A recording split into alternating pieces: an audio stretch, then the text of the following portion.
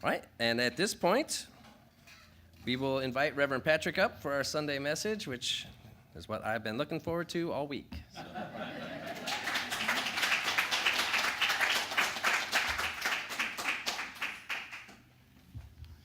Thank you, Chris.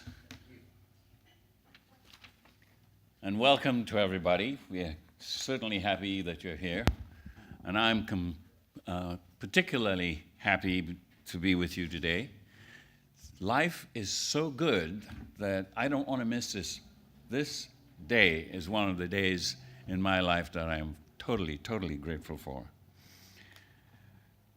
Our topic today is driven a little bit by what Dr. Holmes has said, actually mostly by what he has said, but what Home Office has invited all of us to talk about today, and that is about the law. We believe that there is one law, but many ways in which it can be used. So today I'd like to talk about the law of reflection. Law of reflection. Dr. Holmes, in The Science of Mind, he says, in the infinite nature of God, all conceivable good is available and ready to flow into human experience. Through some cosmic process, this flow of good is activated and is increased by human belief, faith, and acceptance. This is often referred to as the continuum of creation. What we're talking about is about the first principle. We teach that in the foundations class. If you come to foundations, you will learn about the creative process and the continuum of creation.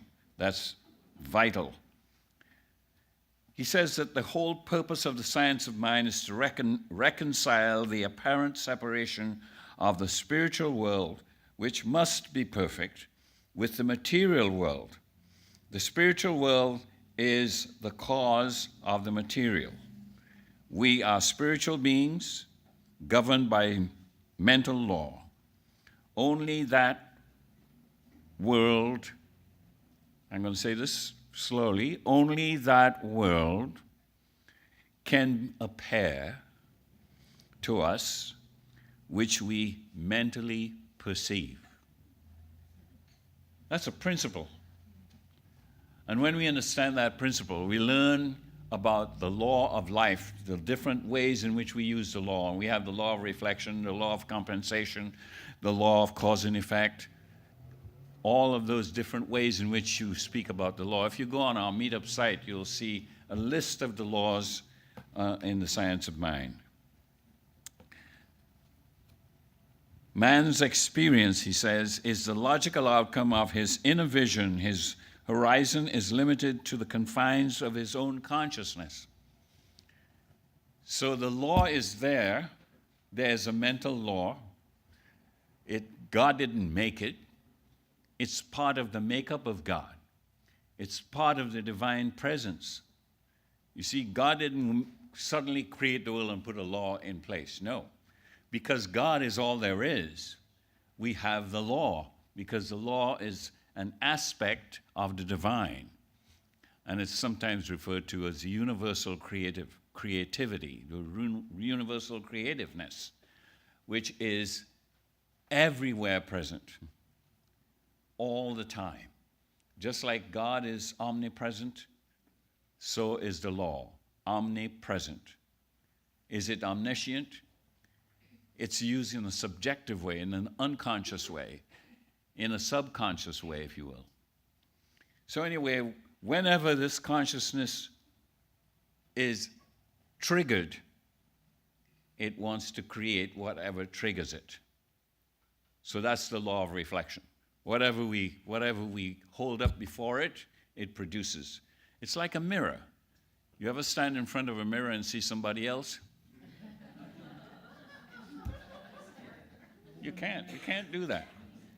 It's all in an imagination. No, you're actually seeing a reflection of yourself. And so the law helps us to see what we are holding up before the mirror. Now, a lot of what we see in the mirror is not always pleasurable. Some people laugh because it's true to them. And it's true about everybody. That we look in the mirror and you say, wait a minute, I'm getting some wrinkles over there. No, I'm too fat over here. No, I'm too thin here. And we find fault with the reflection that we see, but that's all in our consciousness. That's what we've been holding up. He says that we have to do this, and he said, this is why we are taught to be transformed by the renewing of our minds, because the law can only reflect to us through our minds what we give it to show back to us. You see, a mirror doesn't have any effort in reflecting, does it? You look at a mirror has no muscles to say, oh boy, this is a really tough one. I don't know how I'm going to show it. No, it just says, here you are. This is incredible when you understand that you are always using a law, the law of cause and effect, the law of reflection, the law of compensation, the law that says whatever you give to it, it's going to always do. In fact, Dr. Holmes says the law is our faithful servant. There must be a reason why Home Office decided that they wanted all our centers to talk about the law today. Because it appears that this is our challenge at this time in our lives. This is the time when we need to be conscious that we are using a law. And it's a mental law. So every time you use your mind, guess what's happening? You're triggering that mirror to reflect back to you. It's a mental law. In every scientific research and discovery, there is one common, fundamental, and very basic concept, that there is something to discover, something to uncover. Research has faith that they are going to discover what they're looking for. Now, that's the kind of faith that we are invited to apply in our desire to experience a better life, experience a life that has a closer sense of oneness with God. You know, Jesus was the great example. He never presented himself as a great exception. In fact, he said, what I do, you can do just as well, and you may be able to do better. Wow.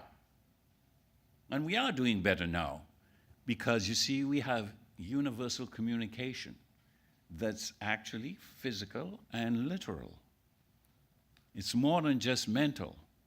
It's physical. You have a cell phone? Anybody here have a cell phone? Everybody's got a cell phone. You can talk to anybody within seconds, anywhere in the world. Actually, you can even hear their voice. Can you imagine that in those days when Jesus only had his voice to project his truth? Today, we can project our truth, our belief system, so that it can be heard around the world.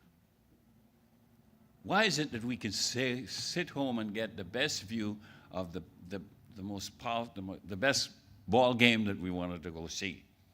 And you get the best view through television, through technique, through development. So we are doing well. Holmes says that we are thinking, willing, knowing, conscious centers of life. I think Chris read some of that for you. We are thinking, knowing, conscious, willing selves. We are a center where the mind of God is expressing itself through our consciousness. You see, a lot of people say, well, if God is reflecting to me, how come things are bad? Is God thinking badly? Well, you see, God does not, in the Bible it says this, God does not interfere in the affairs of man. And he's talking about man, generic man, not male and female. He says that we reflect the knowledge of God. The knowledge of God meaning that the power to think something into form. We have that. we're not always conscious that we're using it. So when I say God is reflecting its power through you, it is its power that you are using by choice. Because we have choice. That is our biggest freedom in the world. Nelson Mandela was in jail for how long? 26 years. And you know what he said? He said, they can jail my body, but they cannot put bars around my mind. And so he was able to think positively enough in the worst physical circumstances, that he became the president of the same country that put him in jail for 26 years. All things are possible to those who believe. The belief that we have the greater good yet ahead to be discovered keeps us on track, because we are convinced that there's a power in the universe that responds to us. There's a power, Holmes says there's a power in the universe greater than we are, and we can use it. He didn't say we have to figure out how to use it. He says we can use it. The assumption is made that the moment you can think, you are using it. We are thinking, willing, knowing, conscious centers of life. And Holmes says we are surrounded by, immersed in, and there is flowing through us a creative something. And he capitalized that, those two words, creative something. Call it what you will. The sum total of our thought will purpose, sum total of our thought, will, and purpose creates a tendency in the law that causes it to react to us according to the sum total of our belief. What have you been believing about you in terms of your expression as a human being?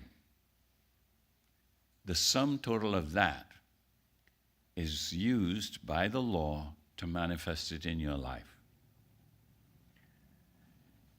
Now, Napoleon Hill said that we can manifest the thing that we think about most. What do you think about most? That life is fantastic. I can't wait to live it. Monday is the best day in the week. No, most of us think Monday. Oh my God, I have to go to work. Friday is the best day in the week. Listen, every moment is the best moment in our lives if we learn that what we are thinking is used by the incredible power of God.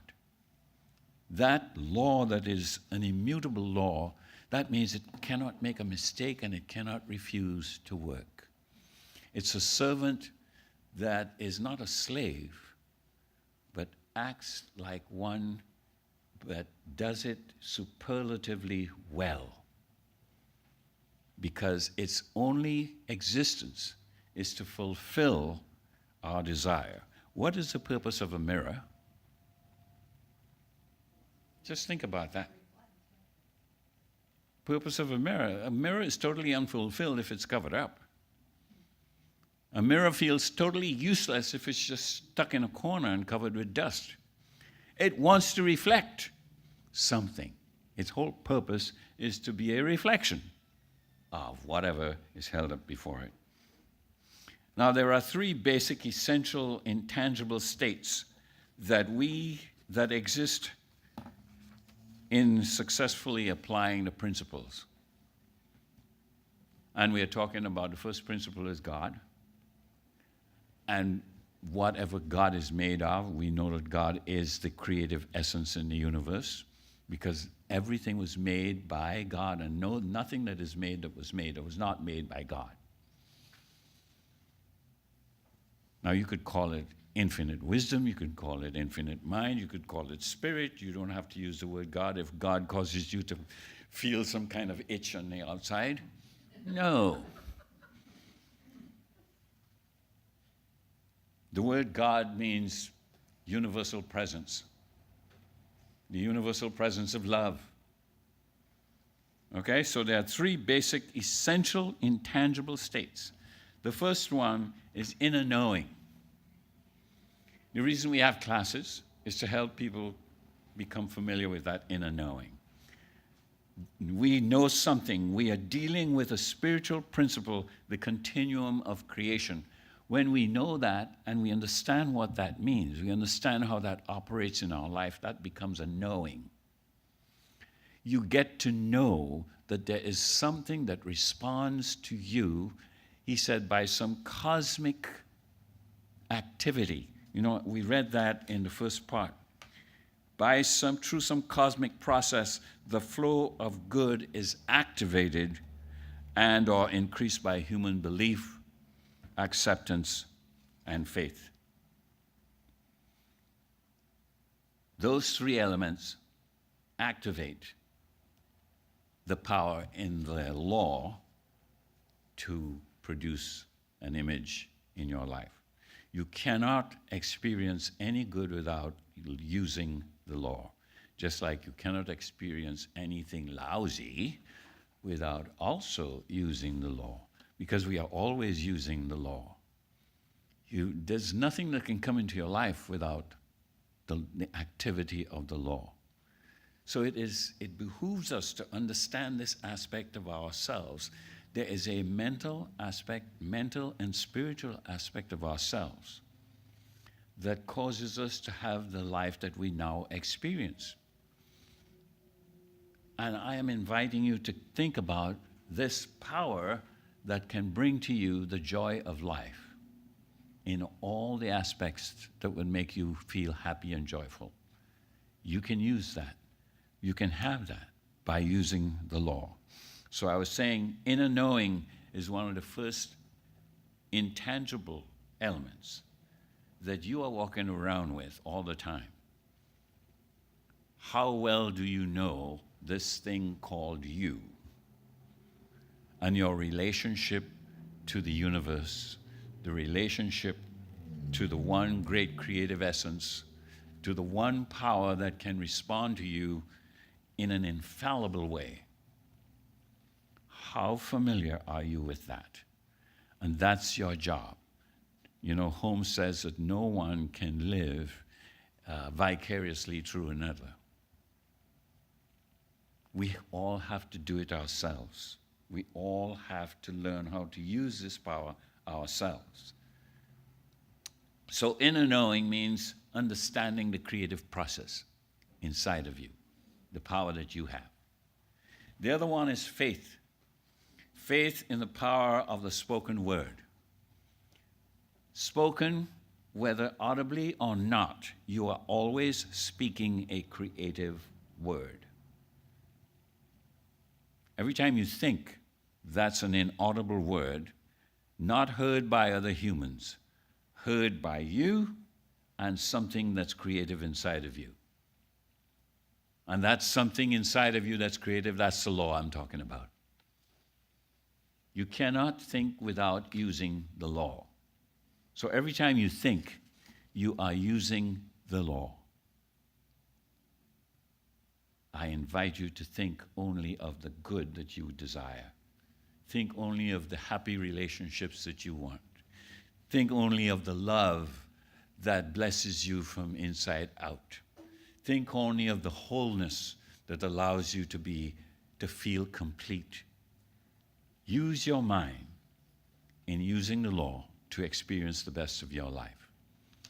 And some people say, well, how do I get back to it when the negative thoughts come? Well, the first thing to know is that when you have negative thoughts, you're also using the law. So if that doesn't scare you into getting back to knowing the truth about yourself, I couldn't give you an answer that will work. I could give you suggestions, but you have to make it work. Everyone has to do this on their own. So the principle of mental equivalence is a powerful principle dealing with the involution and eventual evolution of the thought that you had. When you think a thought, you're using a law. with involution. That means it becomes involved in creating for you the thing that you've been thinking about. And what you think about most has a tendency to drive it even faster. And that involution becomes complete with a complete mental equivalent, and out it shows in the process of evolution. And you have an experience, a tangible, experiential way to live your life. This kind of knowing is impossible. It's impossible to not have and still be able to keep your life on the right track. All right, so we talked about in the knowing, faith. Faith in the word. When you speak the word, as I said, an inaudible word, same thing. Because if I don't hear the word you're saying about you, that is not important. It's important for you to hear the word that you're saying about you. What are you saying about you? How are you feeling about you? How do you feel about yourself in relationship to everyone else and the universe? How do you feel about the future of your success? How do you feel about the happiness that you wish for? How do you feel about the life you now have? If you say it sucks, guess what's going to happen? It's going to suck even more. Then it'll really start sucking, it'll drain your life out. If you say it's wonderful, then that's what multiplies. But too many people have a life that sucks. At least they think so. And if you think so, it is done unto you as you believe. That's a principle. And the law works with that principle. The law has to work. It has no choice. The law doesn't say, well, that's a bad thought. You shouldn't be thinking that. That's not what the law does. The law is like the soil, and the thought is like the seed. And when you plant the seed in the soil never says, don't dig this hole to put that seed there. Put it over here. Oh, that's not a good seed. The soil just says, okay, go ahead, dig away. Put it in, cover it up. I'll make it happen. Happy to make it happen. So all the seeds that you have planted before, if you don't change the way you plant seeds now, those will grow up. Those old seeds will grow up and manifest in your life. You need to change now. Now is the time, this is the moment. All right, so that's the power of the word. You speak a word, that's a seed. Goes into the law, that's the soil. The other element I've mentioned is feeling and expectancy. You have to marry those two, feeling with expectancy. Holmes says expectancy speeds progress. How does it speed progress? Because expectancy has an energy that says, I want you now, I want you now, I want it now. Expectancy speeds progress. Joyful anticipation of some good. That's expectancy with feeling. A joyful anticipation of something good. Do you have a joyful anticipation of something good right now going on in your life? I only saw 5 heads going this way. If the others do this kind of,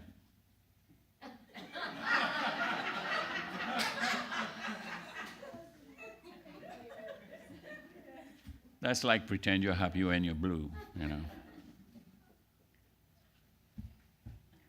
A great teacher once told me, and I shared this with you before, but it's worth repeating. Pretense is a good thing, because if you are pretending with the hope of arriving at the spot, then you're using a law that says, as you pretend, it becomes real. So he said, pretense is an infallible, absolute way in which to bring about reality in your life. So if you can't do it, fake it. And when you fake it, if you fake it enough, you'll be able to make it, because your belief system will kick in. The mind loves repetition, and faking it is one way to repeat to the mind the thing that you would like to have happen. but the tone with which you're doing it represents the feeling, the energy that makes it actually take form. The sum total of our thought, our will, our purpose, and belief creates a tendency in this spiritual law that causes it to react to us according to the sum total of our belief. You see, you could say a lot of things. What's the sum total of your belief? I asked you a few questions about what do you believe about you in the world and with people and your possibilities and your job and your life and your relationships. Think about those things, because that is what's going to cause you to have a satisfying, fulfilling life, or a life that is miserable and sucking.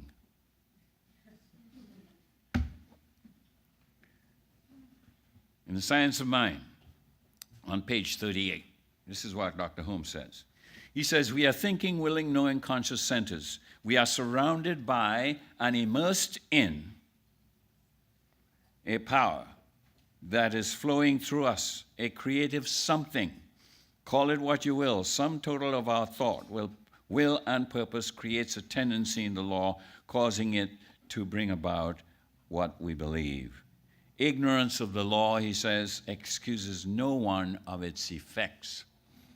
Now, if you think that that just happens to spiritual science, try it driving on the highway without obeying the laws and see if ignorance of the law will give you partial treatment. No. The law is a blind force, and it is activated by our mental activity. And it's not going to save you if you're ignorant. It's going to punish you just as much as it would heal you, depending on the choices you make.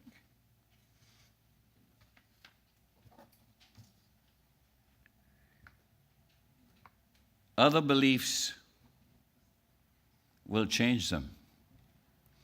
He says we must learn to believe. The approach should be direct and it should be specific. I'm being very direct and very specific with you this morning, because that's the only way your mind will be kicked into gear to help you take care of your life in the most powerful way.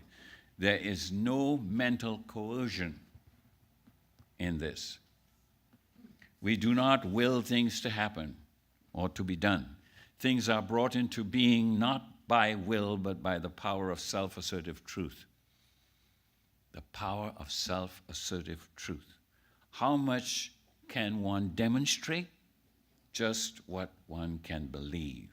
How much can one see? How much can we accept? How much can we find in our consciousness that is no longer repudiated by our own denials? Whatever it is. Whatever that is, that much we can have. So if you have a belief system, but you have another belief system that contradicts that, you are actually weakening the first belief that you say you had, and you will not have a demonstration. So it says you must have a conviction. Faith and conviction allows you to use the law in a proper mental way. Mental equivalence, then, is a demonstration in the objective life is born out of the mental concept. So whatever your demonstration comes in the objective life, means the experiential life, because you had a mental equivalent in the spiritual life, in the spiritual plane. The mind is the fashioning factor according to its range, vision, and outlook. That's the mind that you are using.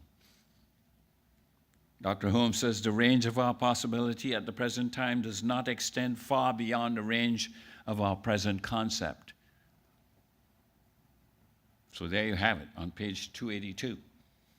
Feeling fired by expectancy, the artist and the sculptor knows everything about that.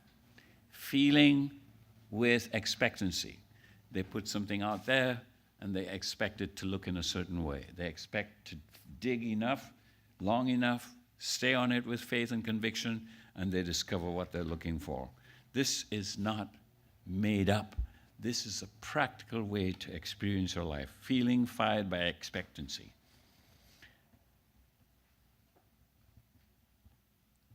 We have to reach forward mentally to receive the thing that we desire, that we hope for. But first, it has to come from your consciousness. Holmes says that everything is by right of consciousness. And so he asks the question, how are we then to accomplish the desired result?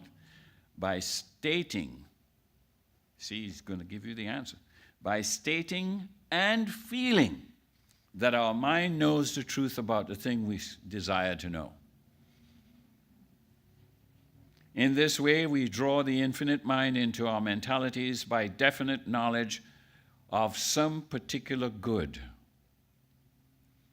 That's the secret. So if you don't understand something in your life, get into meditation and make a statement. The infinite mind in me already knows the answer. And listen.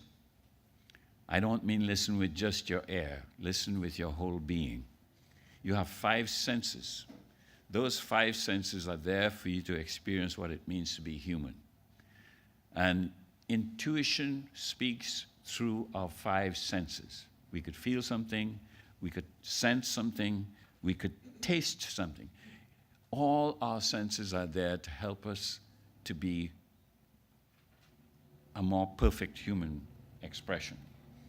Inner knowing. We are working with a principle of continuum. The human is a reenactment of the divine.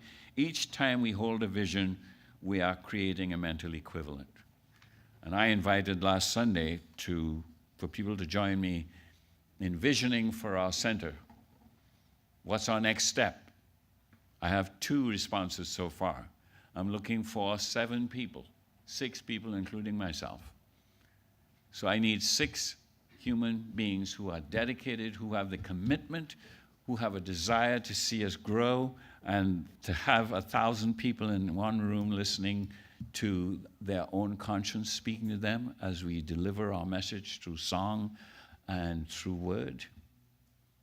Why isn't that possible? That is quite possible. It can be done. So now I have a 3rd person. Somebody just put their hand up. Thank you. Good. I've got it. Okay, that's enough. Thank you. Thank you, thank you. Make sure you give me your name and phone number so that we can set up a time to meet. So faith and the use of prayer will help us to increase our faith. Faith and the use of prayer, spiritual mind treatment, will increase our faith. If I say each time that I have an issue in my life that there's an infinite mind in me that knows the answer, and I trust that, I believe that, it is revealed to me at just the right, proper time and place. Leave it to that infinite wisdom by using the law. You leave it to the law, it's going to bring the thing straight in front of you for you to see it. This way we draw the infinite mind into our mentalities. This is what Holmes says. We draw the infinite mind into our mentalities.